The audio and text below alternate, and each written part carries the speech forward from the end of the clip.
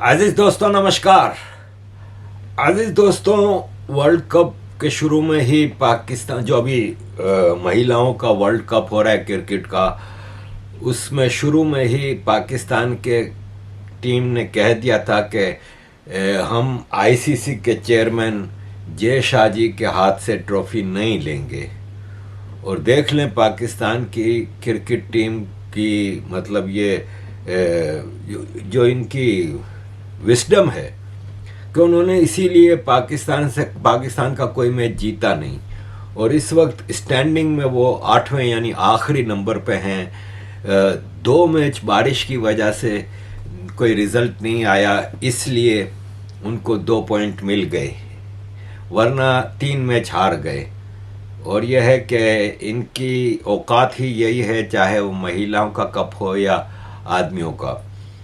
जब पूछा गया किसी से कि पाकिस्तान की क्रिकेट टीम औरतों की या मर्दों की कभी किसी से मैच जीत सकती है वर्ल्ड कप का, तो उन्होंने कहा हाँ, अगर पाकिस्तान की महिलाओं की टीम का मुकाबला पाकिस्तान की आदमियों की टीम से हो तो दोनों में से एक जीत तो पाकिस्तान की होगी। अजीज दोस्तों, ये वर्ल्ड कप श्रीलंका में हो रहा है और ऐसे मौसम में हो रहा है जब वहाँ पे बारिशें लगातार होती हैं। कई मैच बारिश की वजह से ख़राब हुए और कई मैच तो बारिश की वजह से बिल्कुल ही नहीं हो पाए। 3 मैच, और वर्ल्ड कप जैसे टूर्नामेंट में ये बड़ा फिगर होता है। अजीज़ दोस्तों, पिछले दिनों मैंने एक पोस्ट लगाई थी जिसमें बताया था कि अगली पीढ़ी, अगली जनरेशन गुलामी में होगी, जिसमें मैंने बताया था कि किस तरह एआई के ज़रिए और टेक्नोलॉजी के ज़रिए ह्यूमन फ्रीडम ख़त्म कर दी जाएगी। उस पर मुख्तलिफ़ लोगों की मुख्तलिफ़ राय थी, लेकिन देखें चाइना में फेस आइडेंटिफिकेशन कैमरे लगा दिए गए और हर आदमी की मूवमेंट रजिस्टर हो रही है, जब जिसको जहाँ से चाहे उठा ले सकते हैं। इसी तरह दुनिया में कई चीज़ें हो रही हैं। अब ये दुबई के एयरपोर्ट पे इन्होंने एक बायोमेट्रिक टनल लगाई है जिससे सस्पेक्ट्स को आइडेंटिफाई, यानी आदमी की चाल के ऊपर भी नज़र है। ये बायोमेट्रिक टनल दुबई में लगाई गई है, अब ये मुख्तलिफ एयरपोर्टों पे भी लगाई जाएगी। हर लिहाज से ह्यूमन फ्रीडम को कंट्रोल किया जा रहा है। अभी तक यहाँ पे यूरोप अमेरिका में फेस आइडेंटिफिकेशन कैमरे के लिए रेजिस्टेंस है, लोग इसको नहीं लगाने दे रहे, लेकिन एंड ऑफ द डे ये भी होगा। यूके में डिजिटल आईडी कार्ड भी एक ह्यूमन फ्रीडम को कंट्रोल करने का हरबा है। इसी तरह सोशल मीडिया पे आप देख लें कि किस तरह इन फ्री सोसाइटीज़ में गिरफ्तारियां हो रही हैं, तो आगे क्या बताएं।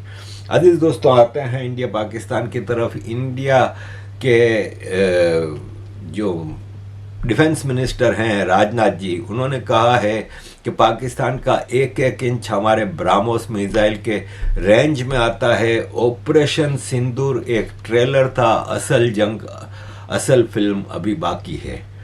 इसके जवाब में आसिम मुनीर ने कल एक भारी भरकम तकरीर की अपने फौजियों के सामने, और फौजियों के जो जाहिल हैं, क्योंकि फौज में वही जाता है जो कि अनपढ़ होता है, जिसकी एजुकेशन नहीं होती, उनके सामने इंग्लिश में स्पीच की। तो यह है कि ये एहराम में शैतान है, और इसने कहा कि कोई छोटा सा प्रोवोकेशन एक फैसला कुन जवाब होगा और हम न्यूक्लियर पावर इस्तेमाल करने में 1 मिनट नहीं लगाएंगे। जबकि ये बात तकरीबन क्लियर हो चुकी है कि पाकिस्तान का न्यूक्लियर आर्सेनल अमेरिका के कंट्रोल में है, ये हमें सबको पता है। अजीज दोस्तों, अमेरिका पाकिस्तान को इसी तरह यूज़ कर रहा है जिस तरह यूक्रेन को यूज़ कर रहा है। यूक्रेन जंग कभी भी रशिया से जीत नहीं सकता, कभी भी नहीं, लेकिन अमेरिका रशिया को घुटनों पे लाने के लिए मुसलसल यूक्रेन को यूज़ कर रहा है। ऐसे ही इंडिया को घुटनों पे लाने के लिए अमेरिका ये सब कर रहा है। अमेरिका का दूसरा मकसद पाकिस्तान को इस हद तक खुल के सामने आने का मकसद एक ये भी था कि चाइना को पाकिस्तान से दूर किया जाए, क्योंकि चाइना और अमेरिका इस वक्त दुनिया में दो ऐसी पावर्स हैं जो दोस्त हो नहीं सकती। तो फिर इन दोनों से दोस्ती का दावा कोई नहीं कर सकता। आप एक के दोस्त हो सकते हैं। जैसे भारत को अमेरिका ने एक चॉइस दी है कि आप सिर्फ हमारे साथ दोस्ती करें, रशिया के साथ नहीं करें, पेट्रोल नहीं खरीदें, हथियार नहीं खरीदें हमारे साथ। तो अमेरिका की दोस्ती तो कभी भरोसे के काबिल रही नहीं है, क्योंकि अमेरिका ने अपने फॉरएवर के दोस्त यूरोप, कनाडा, ऑस्ट्रेलिया, जापान, इन लोगों को धोखा दे दिया, तो फिर बाकियों की क्या हैसियत। तो इसलिए भारत को अच्छी तरह पता है, और यह है कि पाकिस्तान इस झांसे में चाइना से हाथ धो बैठा है। चाइना पाकिस्तान की जब चाहे गर्दन मोड़ सकता है, क्योंकि पाकिस्तान जब बेचने पे आता है तो सब कुछ बेच देता है। तो यही किया था चाइना के साथ, सब कुछ बेच दिया था, ग्वादर दे दिया था। इवन आप यकीन माने ग्वादर म्यूनिसिपल कॉरपोरेशन चाइना के पास है, सॉलिड वेस्ट मैनेजमेंट चाइना के पास है, ग्वादर पोर्ट के 91% शेयर चाइना के पास हैं। तो यह है कि पाकिस्तान उस वक्त जब पैसों के लिए भीख मांग रहा होता है तो अपने कपड़े उतार के भी खड़ा हो जाता है कि जो करना है कर लो। लेकिन फिर यह होता है कि अब जब चाइना चाहेगा तो गर्दन मरोड़ सकता है। अजीज दोस्तों, कतर में अफगान तालिबान और पाकिस्तान की सरकार के दरमियान एक एग्रीमेंट साइन हो गया है।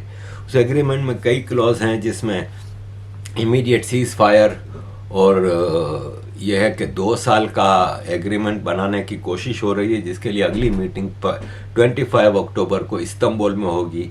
इजिप्ट और तुर्की गारंटर थे, कतर मीडिएटर था, पाकिस्तान की तरफ से डिफेंस मिनिस्टर आगे थे और अफगानिस्तान के डिफेंस मिनिस्टर मुल्ला याकूब आगे थे। मैं ये बता दूं कि मुल्ला याकूब मुल्ला उमर के बेटे हैं। मुल्ला उमर तालिबान के पहले चीफ थे। उसामा बिन लादेन के बाद वो मोस्ट वांटेड डिक्लेयर किए गए थे, लेकिन वो पाकिस्तान में पाकिस्तान की आर्मी की छितर छाया में छुपे रहे और कराची में इनका इलाज होता रहा और फिर वो वहाँ पे वो गुजर गए थे। लेकिन ये है कि मुल्ला याकूब उसी मुल्ला उमर के बेटे हैं। और ख्वाजा आसिफ पाकिस्तान के डिफेंस मिनिस्टर ने मुल्ला याकूब पे एहसान जताने की कोशिश की थी कि तुम्हारा बाप हमारा एजेंट था, हमने उसको तालिबान बना के दी थी और तुम पाकिस्तान में पले बड़े हो, तुम आज पाकिस्तान के खिलाफ ये वो। तो देखें, ख्वाजा आसिफ अपना वक्त भूल गया है। जो हमने अपनी दफाई अफवाज को दिया हुआ है, ये हमने हिंदुस्तान के आगे उनको लड़ने के लिए दिया था। ये आज जो F-16 मांगे जा रहे हैं $5 अरब के एवज, क्या इससे बलूचिस्तान पे बमबारी होगी, वजीरिस्तान पे बमबारी होगी, या सिंध पे बमबारी होगी, या पंजाब पे बमबारी होगी? क्योंकि आज तक तारीख में हमारे हुक्मरानों ने कोई जंग नहीं जीती और जो भी जंग लड़ी उसकी इब्तिदा हमारे हुक्मरानों ने की। ये लम्हा फिक्रिया है। हमको अपनी सफों में अपने मुल्क के दुश्मन तलाश करने पड़ेंगे। मसला यह है कि ख्वाजा आसिफ कल तक इसी फौज को गालियां दे रहा था, आज इसी फौज के उठा रहा है। तो सोचने वाली बात यह है कि कब सही था ख्वाजा, उस वक्त या आज? एनीवे, ये एग्रीमेंट चलेगा नहीं। जैसे हमास का एग्रीमेंट मैं बार बार कह रहा हूँ नहीं चलेगा, ये एग्रीमेंट चलेगा नहीं, इसलिए कि अफगानिस्तान ने क्लियर अल्फाज में कह दिया है कि हम भारत के सबसे अच्छे दोस्त हैं, हम भारत को सबसे अच्छा दोस्त मानते हैं। भारत ने हमारे कंट्री अफगानिस्तान में हमेशा पॉजिटिव किरदार अदा किया है और आइंदा अफगानिस्तान की सरजमीन भारत के खिलाफ यूज़ नहीं होगी। जबकि पाकिस्तान इसी तालिबान को मुशर्रफ अपना हीरो मानते थे और पाकिस्तान चाहता यही है कि भारत के खिलाफ तालिबान यूज़ हों। टीटीपी वो मिलिटेंसी जो पाकिस्तान में दिखा रही है वो भारत में दिखाए, और अफगानिस्तान अब इसके लिए तैयार नहीं है। अजीज दोस्तों, एक बड़ी पते की बात किसी ने बताई कि पाकिस्तान ने अचानक भारत के साथ जंग शुरू की।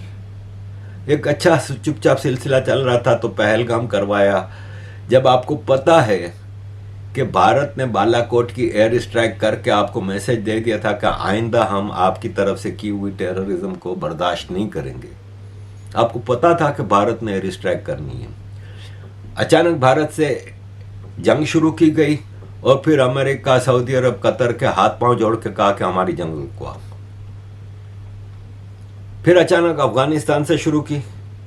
ये भी आपको पता है कि अफगानिस्तान पे पहले काबुल पे हमला किया पाकिस्तान एयरफोर्स ने, इसके बाद ये जंग शुरू हुई। फिर 3-4 दिन बाद अचानक कतर के हाथ पांव जोड़े कि हमारी सीज फायर कराओ। पहला तो ये सवाल कि वो पाकिस्तानी सोशल मीडिया के टट्टू जो ये कह रहे थे कि भारत ने अमेरिका के हाथ पांव जोड़े के ये जंग रुकवाओ, सीज फायर करवाओ, वो ये बताएं कि भारत तो इतनी बड़ी पावर है, अफगानिस्तान से भी जंग रुकवाने के लिए तुमने कतर के हाथ पांव जोड़े। दूसरी बात यह है कि मुझे एक बात बताएं कि भारत की बांग्लादेश से या म्यांमार से या श्रीलंका से किसी से जंग हो जाती है और बीच में कतर या इजिप्ट या अमेरिका या रशिया या कोई भी आएगा तो क्या भारत उनकी बात मान के सीज फायर कर लेगा? नहीं। लेकिन पाकिस्तान तो भिखारी मुल्क है, कतर के कहने पे चुपचाप सीज फायर कर लिया और उसमें अफगानिस्तान को ट्रेड कॉरिडोर खोलने की इजाज़त है, अफगान आने जाना कर सकते हैं, आवक जावक कर सकते हैं, अफगान जो रेफ्यूजीज पाकिस्तान में रहते हैं उनको वापस भेजने का मामला और सब चीज़ें पाकिस्तान ने शर्तें मान ली। अजीज़ दोस्तों, ये फ़ौज ने 2 जंगें जो भारत और अफगानिस्तान से की ना, मैंने आपको उस वक्त भी भारत के खिलाफ जब जंग हुई थी तब भी बताया था, आज भी बता रहा हूँ कि पूरा पाकिस्तान आसिम मुनीर और उसकी फ़ौज के खिलाफ खड़ा हो गया है। बलूचिस्तान, केपी तो भूल ही जाए आप, पंजाब खड़ा हो गया। पंजाब में मरियम नवाज को हीरो बना के पेश किया जा रहा है, लेकिन पंजाब पीटीआई के हाथों है। दूसरा जो बाकी बचा था पंजाब, वो तहरीक लब्बैक पाकिस्तान। इन सबको कंट्रोल करने के लिए, पाक फौज जिंदाबाद करने के लिए ये जंग पहले भारत से शुरू की गई। आसिम मुनीर को फील्ड मार्शल बनाया और हीरो बना के पेश किया गया। पाक फौज जिंदाबाद पूरे पाकिस्तान में जब नारे लगने लगे, लेकिन फिर कुछ दिनों तक चलता रहा। फिर इसके बाद औकात पे आ गई कौम को, पता चल गया कि ये तो हमें मामू बनाया है। तो फिर मूवमेंट शुरू हुई आर्मी के खिलाफ, पूरा सोशल मीडिया भर गया। फिर इन्होंने अफगानिस्तान से किया, फिर पूरी कौम अफगान एहसान फरामोशियां, अफगानियों को ख़त्म करो, अफगानों को ये करो वो करो। फिर आर्मी के साथ खड़े हो गए। अब फिर सोशल मीडिया पे आर्मी के खिलाफ एक मुहिम चल पड़ी है। ये जंग करने के काबिल नहीं है। देखें, ये मुशर्रफ है राइट पे जो खड़ा है, जवान था जब, इनके हाथों में गिलास हैं। मैं आपको बताता रहता हूं कि अफगान तालिबान गारों में पत्थर की जमीन पे सोने के आदी हैं, प्याज के साथ रोटी खा लेते हैं। इनके फौजी में आप जाके देखें तो आप बकिंगम पैलेस को भूल जाएंगे, आप शहजादा मोहम्मद बिन सलमान के महलात को भूल जाएंगे। एक से एक शराब पीते हैं, एक से एक ये जंगे लड़ेंगे। देखें, एक और बात मैं बताऊं कि पाकिस्तान आर्मी में कोई कैप्टन बनता है ना जब, तो उसको एक प्लॉट मिलता है, मेजर बनता है, कैप्टन बनता है, कर्नल बनता है, लेफ्टिनेंट कर्नल, ब्रिगेडियर, मतलब हर तरक्की पे एक प्लॉट और कुछ इंसेंटिव मिलते हैं। और फिर जब एक रिटायरमेंट होती है, मतलब रिटायरमेंट पे राहिल शरीफ को 1 अरब 25 करोड़ रुपए की प्राइम लोकेशन की जमीन दी गई थी। एक आम मेजर जनरल जो रिटायर होता है ना, तो उसको 2 commercial plots, 4 residential plot, 1 canal पे अस्करी हाउसिंग का घर जो कि 25-30 करोड़ का वैल्यू का रखता है, और एक एग्रीकल्चर लैंड अलॉट होती है एक आम मेजर जनरल को। भारत का एक आर्मी चीफ होता है ना, वो रिटायरमेंट के बाद 2 कमरों का फ्लैट मुश्किल से उसके पास होता है। तो ये इंसेंटिव हैं उस फौज के खिलाफ के लिए कि जिस फौज ने आज तक कभी बाहर जंग जीती नहीं और अपने मुल्क के अंदर पाकिस्तानियों को यानी बलोचों, पख्तूनों, सिंधियों, मुहाजिरों के पठानों के ऊपर सबके ऊपर ऑपरेशन किए हैं, सबके हजारों लोग मारे हैं। तो ये सिचुएशन है अजीज दोस्तों।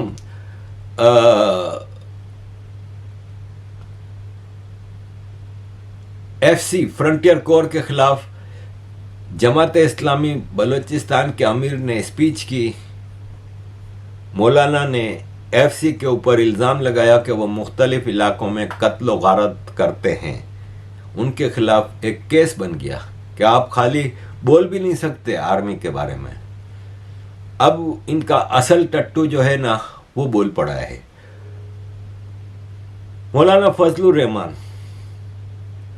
अब कह रहे हैं कि इस्लामाबाद हमारी आमद का इंतजार कर रहा है, हम इस्लाम के अलमबरदार हैं, पार्लियामेंट की हैसियत खत्म हो चुकी है, अब फैसले मैदान में होंगे, हम तुम्हारी जाली ऐवानों को यानी असेंबलीज को ठोकरों पर रखते हैं। मौलाना फजलुर रहमान ने कारकुनों को इस्लामाबाद रवानगी के लिए हुक्म दे दिया है। हिंदुस्तान और हम एक ही दिन में आजाद हुए। 15 अगस्त 1947 को सुबह 8 बजे दिल्ली में लॉर्ड माउंटबेटन ने इंडिया के गवर्नर जनरल का हल्फ उठाया और कराची में कायद आज़म मोहम्मद अली जिन्नाह ने हल्फ उठाया। एक ही दिन हम आजाद हुए। आज वो दुनिया की सुपर ताकत बनने के ख्वाब देख रहा है और हम दिवालियापन से बचने के लिए भीख मांग रहे हैं कि डिफॉल्ट न हो जाए हम लोग। ये किसके हाथों, कौन जिम्मेदार है उसका? घूमते फिरते फिर आएगी बात सियासतदान जिम्मेदार, हुकूमत नाकाम है। दीवार के पीछे जो कुव्वतें हमें कंट्रोल करती हैं, जिनके बागडोर हमारे उनके हाथ में हैं, फैसले तो वो करें और मुंह हमारा काला करें। अवाम हमें गालियां दे, जिम्मेदार हमें ठहराएं। ये कौन सी सियासत है? हम कहां इस मुल्क को ले आए हैं कि आज आपका एक एक बच्चा 25 करोड़ आबादी का वो 2 और 3 लाख तक का मकरूज हो चुका है। खुश होते हैं IMF ने नया किस्त जारी कर दिया। नया किस्त 1 लाख 1.5 लाख का करोड़ 1 अरब 1.5 अरब का होता है। लेकिन आपको कर्जे कितने देने हैं? अपनी पैदावार किधर है हमारी? अपनी सलाहियत किधर है हमारी? हमने मुल्क को जुमूद का शिकार बना दिया है और कौमें जब जुमूद का शिकार होती हैं तो फिर वो गिरती हैं, वो तरक्की नहीं कर सकती। फिर देखिए अजीज दोस्तों, मौलाना का मसला यह है कि मौलाना शुरू से ही आर्मी के कैंप में है। मौलाना का कोई वोट बैंक नहीं है, लिमिटेड है, यानी मतलब कोई वोट बैंक ऐसा नहीं है कि वो सरकारों पे राज करें। जब जुल्फकार अली भुट्टो के खिलाफ ओपोजिशन पार्टीज ने मूवमेंट चलाई थी, 9 ओपोजिशन पार्टियों ने अवामी इत्तेहाद बनाया था, उसका चीफ मौलाना मुफ्ती महमूद था, जो कि मौलाना फजलुर रहमान का पापा था। और मौलाना फजलुर रहमान के बाप मुफ्ती महमूद जमीयत उलमा इस्लाम के चीफ थे। और फिर जब जियाउल हक मार्शल लॉ लेके आया तो ये हुकूमत में चले गए मौलाना फजलुर रहमान के पापा। इसी तरह ये आर्मी को सपोर्ट करते रहे। ख़ास तौर पर 1979 में जब अफ़गान वॉर शुरू होती है, पाकिस्तान की आर्मी को डॉलर कमाने के मौका मिले, तो इसी मौलाना फजलुर रहमान की जमीयत उलमा इस्लाम को ही तो ठेके दिए गए थे मदरसों के लिए। सारे मदरसे इन्होंने ही बनाए थे। और मुफ्ती महमूद जब मर गया तो सबसे सीनियर जो जमीयत उलमा इस्लाम में था वो मौलाना समीउल हक थे। मौलाना समीउल हक कह रहे थे अब मैं अमीर बनूंगा, लेकिन चूंकि डायनास्टिक पॉलिटिक्स इंडिया के इस्लाम के अंदर है, इंडिया में भी है, जाहिर है मोदी जी ने आके उसको कमज़ोर किया है, वरना तो खैर इस्लाम में डायनास्टिक पॉलिटिक्स है। तो मौलाना फजलुर रहमान ने कहा मैं बनूंगा। जैसे खादिम रिजवी के मरने पे इतने सीनियर थे टीएलपी के, लेकिन बनाया उसके बेटे को ही, तो मौलाना फजलुर रहमान को बनाया गया। कुछ अरसे तक ये मौलाना समीउल हक ने कबूल किया, लेकिन इसके बाद मौलाना समीउल हक ने अपनी अलग जमीयत उलमा इस्लाम समीउल हक ग्रुप बनाया। और मौलाना समीउल हक बहुत स्ट्रॉन्ग थे देवबंदी उसमें सर्कल में, और हक्कानी मदरसा इन्हीं का है। सबसे ज़्यादा मदरसा जो अफगान मुजाहिदीन पैदा किए, ख़ास तौर पे जो तालिबान थे, वो हक्कानी ग्रुप से बने थे, ये मौलाना समीउल हक के। लेकिन बहरहाल मौलाना फजलुर रहमान और मौलाना समीउल हक इस सारे तालिबान के क्रिएशन में रहे। आज जब मौलाना फजलुर रहमान हर गवर्नमेंट में तकरीबन कहीं ना कहीं रहते थे, मुशर्रफ के साथ भी रहे पूरे मुशर्रफ के पीरियड में, इवन केपी की चीफ मिनिस्ट्री इनको मिली थी। इनका चीफ मिनिस्टर फजलुर रहमान का था दुरानी, और इसके बाद भी मौलाना फजलुर रहमान जरदारी के साथ भी सरकार में होते थे, नवाज शरीफ के साथ भी, कभी कश्मीर कमेटी के चेयरमैन 5 साल के लिए बन जाते थे, कभी मिनिस्ट्रियां ले लेते थे, इनके बेटे भी मिनिस्टर रहे, कभी हर लिहाज से सरकार में रहे। इस बार फंस गए। इस बार इनको वादा ये था कि इलेक्शन में इमरान खान को तो हमने आने नहीं देना, तो केपी में आपको हम जितवाएंगे। लेकिन रिजल्ट इनकी मर्जी के नहीं निकल सके। पंजाब और सिंध में तो आर्मी ने पीटीआई को फारिग करवा दिया, केपी में ना करवा सके। मौलाना फजलुर रहमान नाराज थे। इमरान खान की सरकार हटाई थी तो पीडीएम बनी थी, पाकिस्तान डेमोक्रेटिक मूवमेंट, जिसमें ये जरदारी और शहबाज शरीफ और नवाज शरीफ और सब थे। उसका भी चेयरमैन इनको बनाया गया था।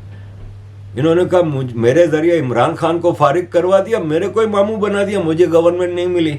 ये तिल मिला रहे हैं पिछले 1.5-2 साल से, जब से शहबाज शरीफ सरकार में है। इनको कुछ मिला नहीं।